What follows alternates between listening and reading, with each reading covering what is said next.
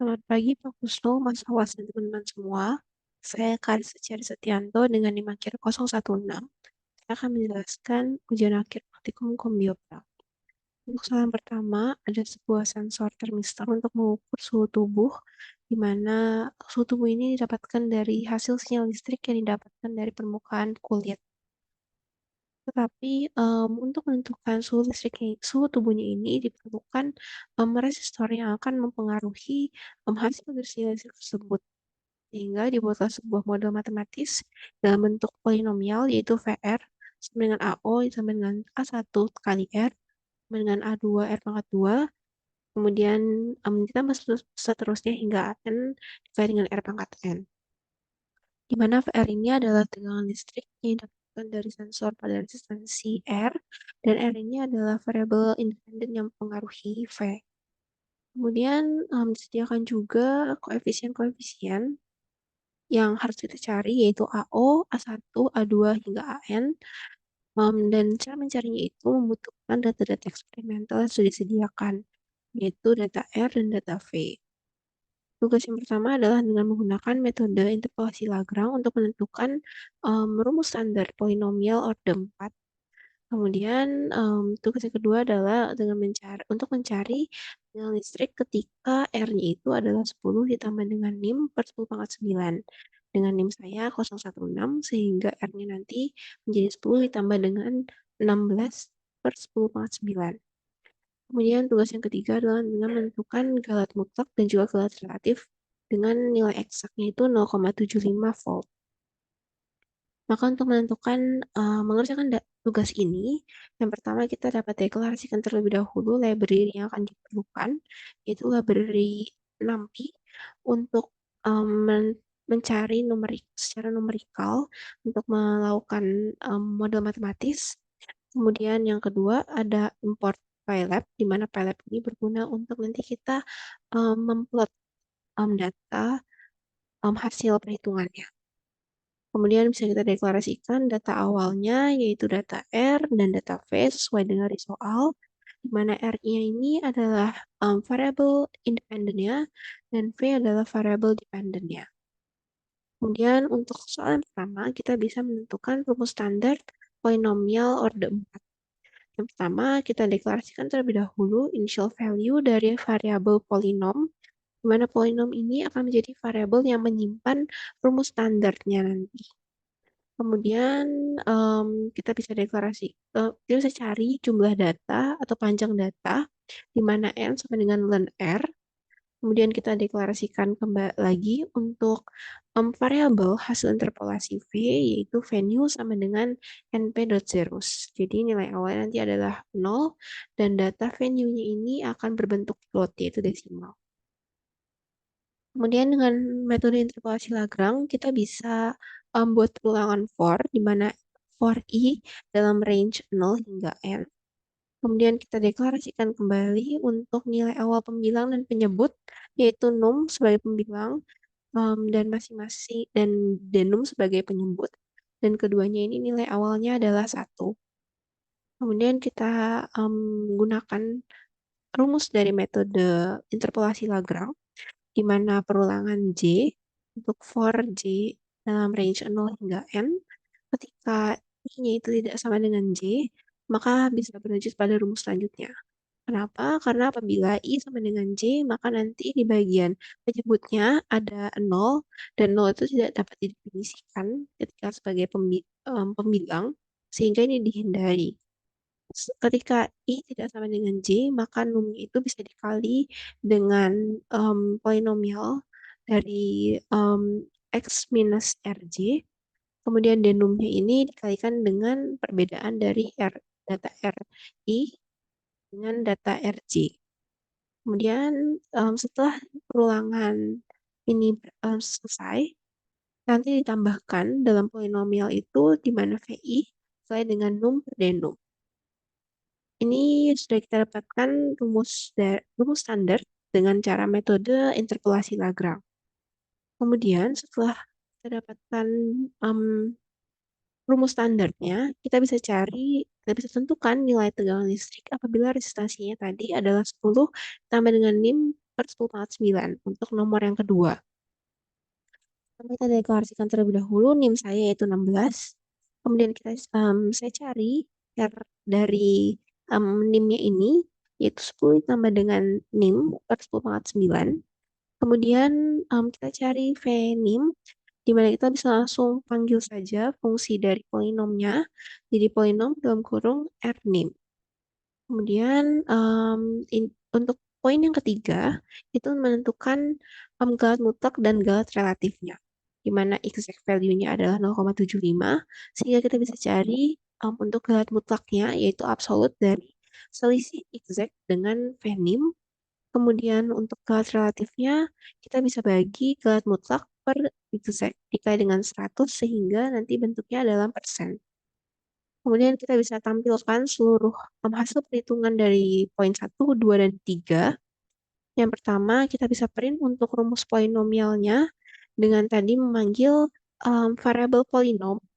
Kemudian yang kedua, kita bisa panggil untuk poin yang kedua yaitu nilai tegangan listrik jika resistansinya itu dalam RNIM, sehingga tegangan listriknya yaitu VNIM. Di mana untuk RNIM dan VNIM-nya ini dibuat dua angka untuk di desimalnya. Kemudian untuk poin yang ketiga yaitu galat mutlak dan juga galat relatif, di mana masing-masingnya ini juga dibuat dua angka di bagian desimal. Kemudian terakhir kita bisa print untuk PyLab untuk plotnya dari data awal dan juga data di mana kita mencari RNIM dan VNIM-nya. Kemudian setelah di run, maka akan muncul hasilnya seperti ini, yaitu maka rumus polinomialnya adalah minus 4,1,167 kali dengan 10 pangkat minus 7 di X pangkat 4, di mana X ini adalah R, ditambah dengan 5,833 10 pangkat minus 5 X pangkat 3, yaitu X itu adalah R, minus 0,002958 X pangkat 2, ditambah dengan 0,08417 X minus 0,1. Kemudian untuk poin yang kedua, kita bisa dapatkan nilai tegangan listrik ketika resistansinya adalah 0,5 volt. Kemudian dapatkan galat mutlaknya itu sebesar 0,25 dan galat relatifnya sebesar 33,33%. Kemudian grafik interpolasi Lagrange tegangan listrik terhadap resistansi terlihat bahwa yang grafik berwarna merah ini adalah grafik data awalnya. Kemudian yang berwarna biru itu adalah dari VNIM yang kita cari untuk poin kedua dan terlihat bahwa data VNIM ini masih satu garis dengan data awalnya sehingga bisa diketahui bahwa hasil dari perhitungannya ini cukup sesuai dengan data awal, walaupun angka relatif ini 33,33%, dan cara mengatasinya itu bisa kita gunakan polinomial yang ordernya lebih tinggi supaya spesifiknya lebih tinggi juga.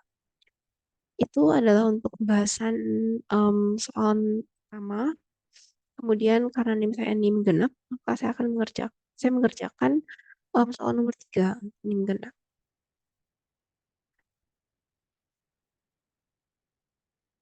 Untuk soal nomor 3, ini adalah positron emission tomografi yaitu PET yang mengukur laju metabolisme glukosa dalam otak dan menghasilkan citra aktivitas otak berdasarkan distribusi radioisotop glukosa yang disuntikan ke dalam darah. Sehingga di sini disediakan ada persamaan diferensial biasa yaitu ODE, di mana DC per DT sama dengan K1 dikali dengan CP minus K2 tambah K3 dikali dengan C tambah dengan K4 kali CNS. Di mana C-nya ini adalah konsentrasi radioisotop glukosa dalam otak, kemudian CP adalah konsentrasi radioisotop glukosa dalam plasma darah, dan CNS adalah konsentrasi radioisotop glukosa dalam jaringan non-spesifik. Di sini juga terlihat bahwa ada beberapa konstanta kinetik yaitu K1, K2, K3, K, dan K4 yang belum ditentukan, tapi ini dipengaruhi dari karakteristik jaringan otak dan juga T di sini adalah waktu. Diketahui bahwa T ini adalah variabel independennya yang akan mempengaruhi, dan C ini adalah variabel dependennya yang akan dipengaruhi oleh variabel T. Untuk menentukan konstanta kinetiknya diperlukan data eksperimental, di mana T sebagai variabel independen dan C sebagai variabel dependen. Disediakan juga data hasil eksperimentalnya. Kemudian tugas yang pertama itu adalah untuk menggunakan metode Euler atau Hen untuk menyelesaikan ODE tersebut secara numerik dan bisa didapatkan rumus standarnya.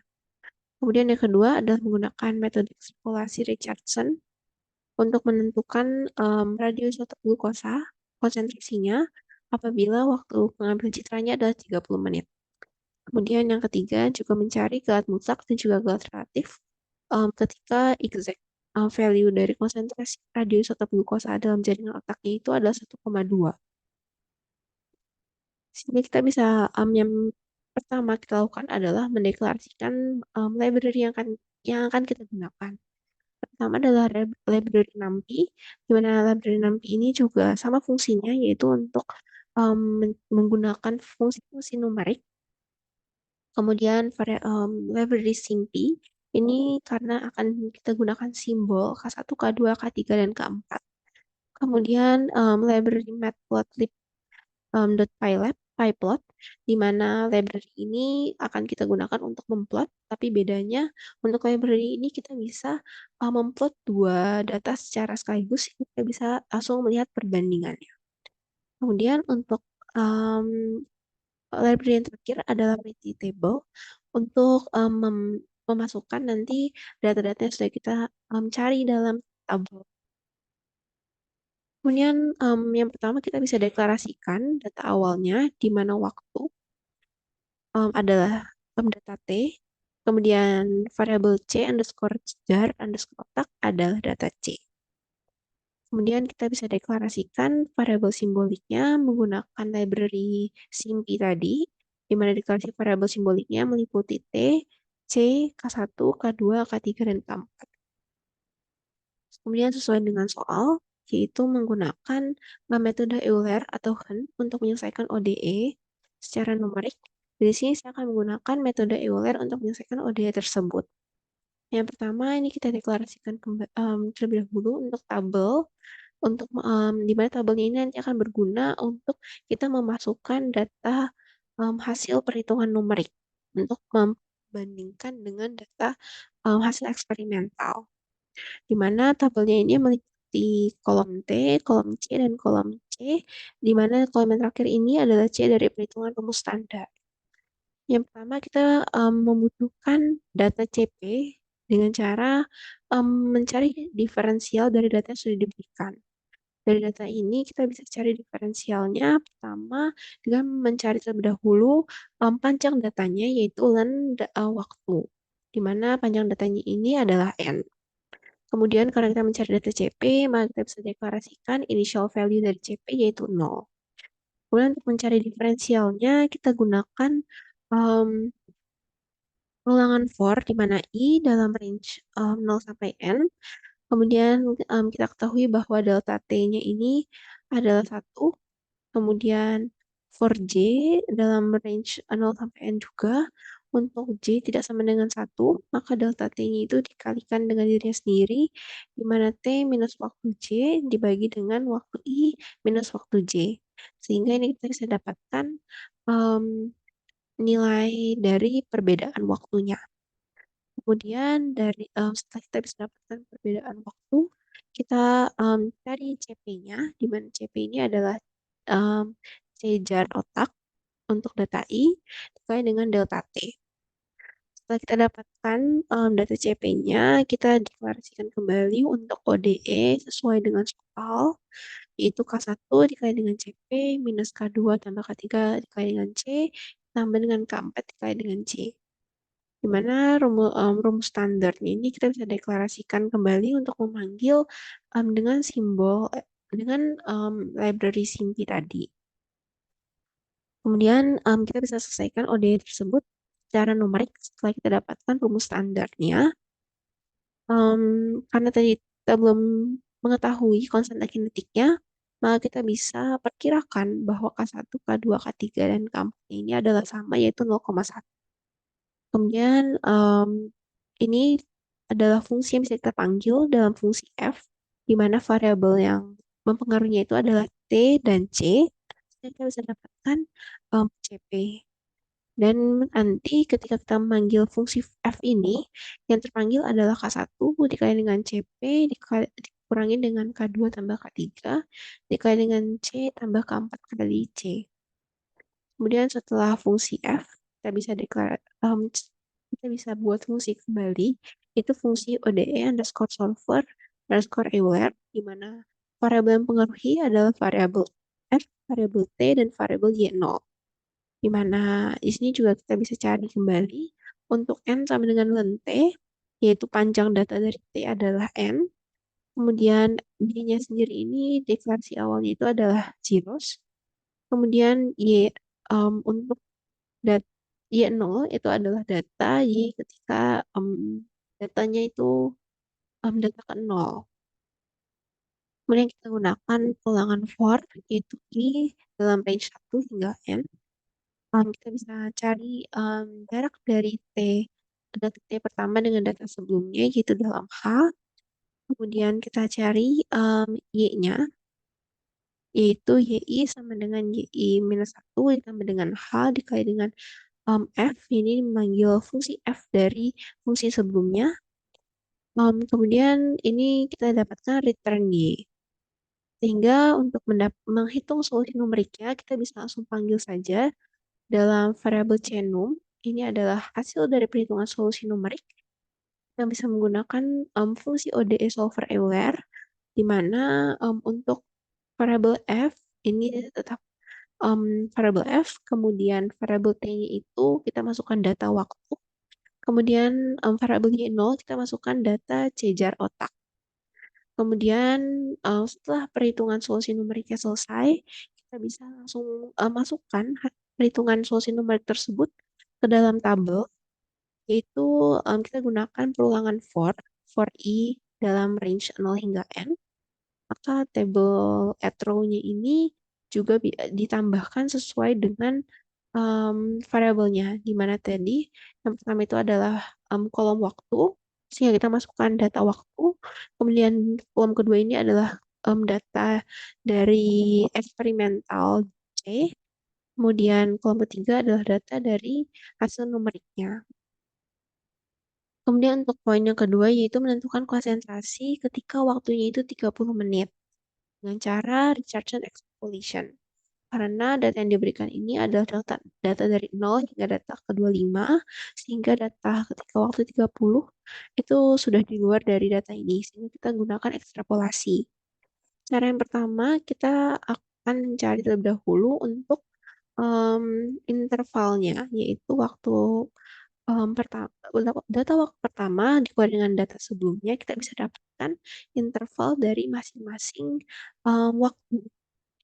Kemudian untuk Richardson extrapolation-nya ini kita bisa gunakan central approximation, sehingga kita bisa deklarasikan terlebih dahulu untuk fungsi dari Richardson, yaitu menggunakan variabel YH dan Y2H, di mana fungsi ini adalah Y2H ditambah dengan dalam kurung Y2H minus YH dibagi dengan 2 pangkat P minus 1, di mana P-nya ini adalah order dari Richardson extrapolation-nya.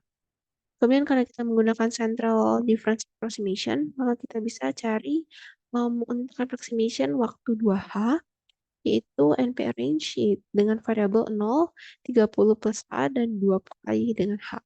30 plus A ini dikarenakan 30-nya ini adalah waktu yang kita ingin cari dalam ekstrapolasinya. Kemudian 2H ini digunakan karena kita menggunakan central approximation. Kemudian kita bisa cari approximation untuk cenum H dengan cara memanggil dari fungsi ODE solver Euler-nya. Kemudian cenum 2H ini juga dengan fungsi ODE solver Euler. Tapi untuk variabel T-nya ini menggunakan data waktu 2H yang sudah kita hitung ketika menghitung difference approximation-nya.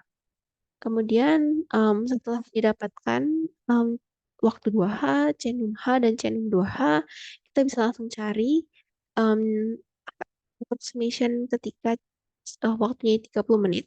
Dalam variabel C 30 menit, sama dengan Richardson dengan variabelnya itu Cenum H minus 1 dan Cenum 2H minus 1, dan variabel terakhir adalah 2. Sehingga ini adalah coding untuk mencari Richardson extrapolation untuk menentukan konsentrasi ketika waktunya itu 30 menit. Kemudian untuk poin yang ketiga itu menentukan galat mutlak dan galat relatifnya. Ketahui dari soal bahwa exact value-nya adalah 1,2 dan kita bisa gunakan rumus yang sama dengan soal yang pertama, yaitu galat mutlak sama dengan absolut dari selisih exact dan data perhitungan extrapolationnya tadi yaitu C_30 min. Kemudian galat relatifnya itu galat mutlak exact dikali dengan 100 sehingga ini dalam bentuk persen nantinya. Setelah kita coding untuk masing-masing poinnya, kita bisa print untuk menampilkan rumus standar ODE. Yang pertama, kita bisa print terlebih dahulu untuk persamaan ODE-nya sesuai dengan soal, yaitu DC per DT sama dengan K1 dikali dengan CP, dan variabel T minus K2 plus K3 dikali dengan C, ditambah dengan K4 kali CNST. Kemudian kita bisa print kembali untuk rumus ODE.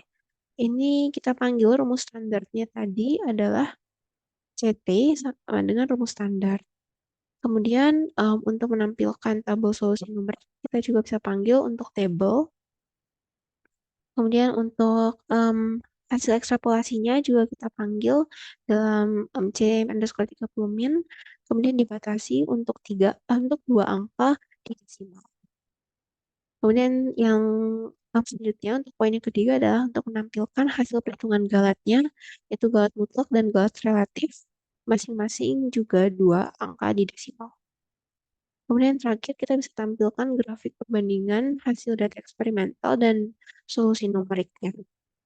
Di mana untuk data eksperimental ini akan ditanda dengan tanda bintang, dan untuk yang data solusi numeriknya ini dalam markernya itu dalam bentuk bulat.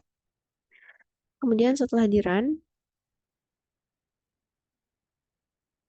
hasilnya itu persamaan ODE, ini sesuai dengan apa yang tadi sudah kita tulis, kemudian didapatkan rumus dari ODE dalam bentuk standarnya itu adalah 2,6667 10 minus 7 dikali dengan K1 T, kemudian di mana T-nya ini adalah minus T pangkat 4 tambah 25 T pangkat 3 tambah 8,875 T pangkat 2 minus 45625 dikali dengan T ditambah dengan 8. 0,375. Kemudian dibagi dengan K2 tambah K3 minus K4. Kemudian juga ini sudah di-print untuk tabel solusi numeriknya. Kita lihat bahwa hasil dari C rumus standar ini tidak sesuai dengan data eksperimennya. Untuk estimasi poin yang kedua yaitu estimasi nilai konsentrasi radiosisotop glukosa dalam jaringan waktu pada waktu 30 menit dapatkan yaitu hasilnya 1,57 Becquem per ml. Kemudian untuk galat mutlaknya dapatkan 0,32 dan galat relatifnya sebesar 30,56%. Kemudian ini sudah dibuat juga untuk grafik perbandingan hasil data eksperimentalnya dan solusi numeriknya. Terlihat bahwa data eksperimentalnya ini terlihat membentuk parabola, tapi untuk solusi numeriknya ini juga meningkat, tetapi tidak membentuk parabola seperti data eksperimental, melainkan lebih terlihat seperti bentuknya linear. Bahkan dari data pertama dan ke data kedua ini terlihat sedikit perubahannya, bahkan tidak ada. Sehingga untuk meningkatkan spesifikasinya dan memperkecil galatnya, bisa kita gunakan K1, K2, K3, dan K4 yang lebih spesifik sesuai dengan eksperimen. Mungkin sekian penjelasan saya mengenai UHP komputasi biomedis praktikum ini. Kurang lebihnya mohon maaf. Atas perhatian Pak Kusu dan Mas Wasan juga teman-teman semua. Saya ucapkan terima kasih.